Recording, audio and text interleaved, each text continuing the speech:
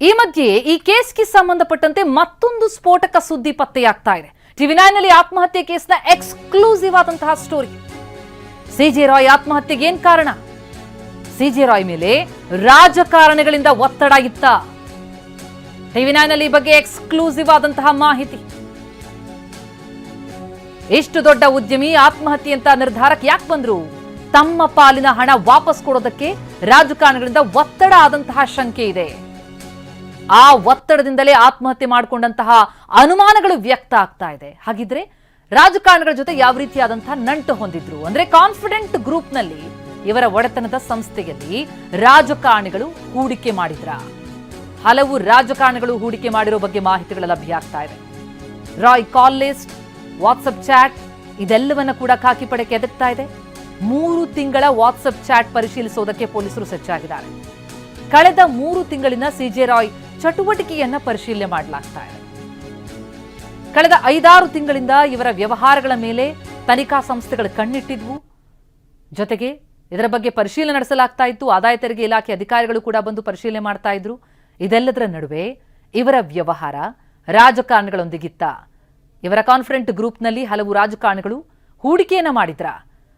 ಅವರ ಒತ್ತಡದಿಂದಲೇನಾದರೂ ಸಿಜೆ ರಾಯ್ ಇಂತಹದೊಂದು ಆತ್ಮಹತ್ಯೆಯ ನಿರ್ಧಾರಕ್ಕೆ ಬಂದ್ಬಿಟ್ರ? ಎಲ್ಲ ಆಯಾಮಗಳಲ್ಲೂ ಕೂಡ ತನಿಖೆ ನಡೆಸ್ತಾ ಇದ್ದಾರೆ ಪೊಲೀಸರು.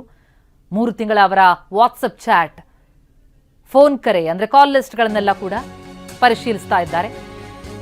ರಿಯಲ್ ಎಸ್ಟೇಟ್ ಬಿಸ್ನೆಸ್ ಇತ್ತೀಚೆಗೆ ಸ್ವಲ್ಪ ಲಾಸ್ ಆಗಿತ್ತಂತೆ.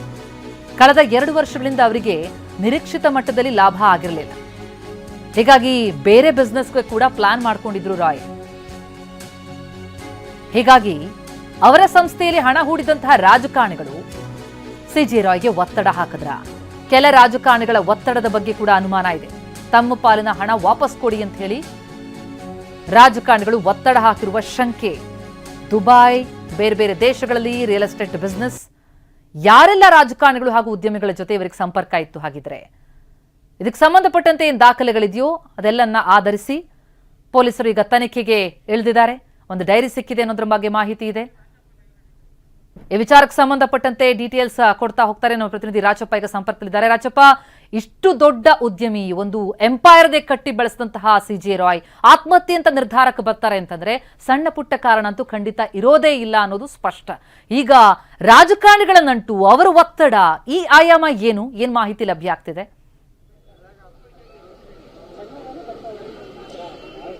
ಪ್ರತಿಮಾ, ಬೃಹದಾಕಾರವಾಗಿ ಬೆಳೆದಿದ್ದಂತಹ ಕಾನ್ಫಿಡೆಂಟ್ ಗ್ರೂಪ್ನಲ್ಲಿ ರಾಜ್ಯದ ಪ್ರಮುಖ ರಾಜಕಾರಣಿಗಳು ಹೂಡಿಕೆಯನ್ನು ಮಾಡಿದ್ರು ಅನ್ನುವಂತಹ ವಿಚಾರ ಈಗ ಗೊತ್ತಾಗ್ತಾ ಇರುವಂಥದ್ದು. ಆದರೆ ಕಳೆದ 2 ವರ್ಷಗಳಿಂದಲೂ ಕೂಡ ರಿಯಲ್ ಎಸ್ಟೇಟ್ ಉದ್ಯಮದಲ್ಲಿ ನಿರೀಕ್ಷಿತ ಮಟ್ಟದಲ್ಲಿ ಒಂದು ಯಶಸ್ಸು ಕಂಡಿರಲಿಲ್ಲ, ಜೊತೆಗೆ ಲಾಭವನ್ನು ಕೂಡ ಗಳಿಸಿರಲಿಲ್ಲ.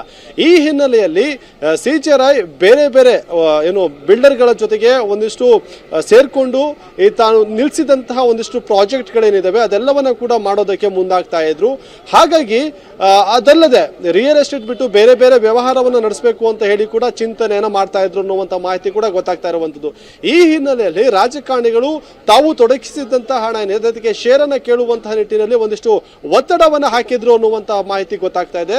ಅದೇ ಹಿನ್ನೆಲೆಯಲ್ಲಿ ಆ ಒತ್ತಡಕ್ಕೆ ಏನಾದ್ರೂ ಅವರು ಹೆದರಿ ಈ ರೀತಿಯಾಗಿ ಆತ್ಮಹತ್ಯೆನ ಮಾಡ್ಕೊಂಡ್ರ ಅನ್ನುವಂತಹ ಒಂದು ಅನುಮಾನ ಕೂಡ ಈಗ ಮೂಡ್ತಾ ಇರುವಂತದ್ದು. ಹಾಗಾಗಿ ಕಳೆದ ಒಂದು 3-4 ತಿಂಗಳಿನಿಂದ ಅವರು ಮಾತುಕತೆ ನಡೆಸಿದಂತಹ ವಾಟ್ಸ್ಆಪ್ ಚಾಟ್ ಆಗಿರಬಹುದು, ಜೊತೆಗೆ ಕರೆಯ ಮಾಹಿತಿಯನ್ನು ಪಡ್ಕೊಳ್ಳೋದ್ರ ಮೂಲಕವಾಗಿ ಯಾರೆಲ್ಲ ಇವರ ಜೊತೆಗೆ ನಿರಂತರವಾದಂತಹ ಕಾಲ್ ಅಲ್ಲಿ ಇದ್ರು, ಜೊತೆಗೆ ಏನೆಲ್ಲ ಚಾಟ್ ರಾಜಕಾರಣಿ ಮತ್ತೆ ಸಿಜೆ ರಾಯ್ ನಡುವೆ ನಡೆದಿತ್ತು ಅನ್ನುವಂತಹ ಒಂದು ವಿಚಾರವನ್ನ ಕೂಡ ಗೊತ್ತು ಮಾಡಿಕೊಳ್ಳೋದಕ್ಕೆ ಪೊಲೀಸರು ಮುಂದಾಗಿರುವಂತದ್ದು. ಈ ರೀತಿಯಾಗಿ ಏನಾದ್ರೂ ಯಾವುದಾದ್ರೂ ರಾಜಕಾರಣಿ ಒತ್ತಡವನ್ನ ಸಿಜೆ ರಾಯ್ಗೆ ನೀಡಿದ್ದೇ ಆದ್ರೆ ಬಹುಶಃ ಅವರ ಮೇಲೂ ಕೂಡ ಆತ್ಮಹತ್ಯೆಗೆ ಪ್ರಚೋದನೆ ಅನ್ನುವಂತಹ ನಿಟ್ಟಿನಲ್ಲಿ ಕೇಸನ್ನು ಮಾಡಿಕೊಂಡು ತನಿಖೆ ನಡೆಸುವಂತಹ ಸಾಧ್ಯತೆ ಕೂಡ ಇರುವಂತದ್ದು. ಆದ್ರೆ ಪರ್ಟಿಕ್ಯುಲರ್ ಆಗಿ ಇದೇ ಕಾರಣಕ್ಕೆ ಸಿಜೆ ರಾಯ್ ಆತ್ಮಹತ್ಯೆಯನ್ನು ಮಾಡ್ಕೊಂಡಿದ್ದಾರೆ ಅನ್ನುವಂತಹ ಒಂದು ಕನ್ಕ್ಲೂಷನ್ಗೆ ಬರೋದಕ್ಕೆ ಆಗ್ತಾ ಇಲ್ಲ.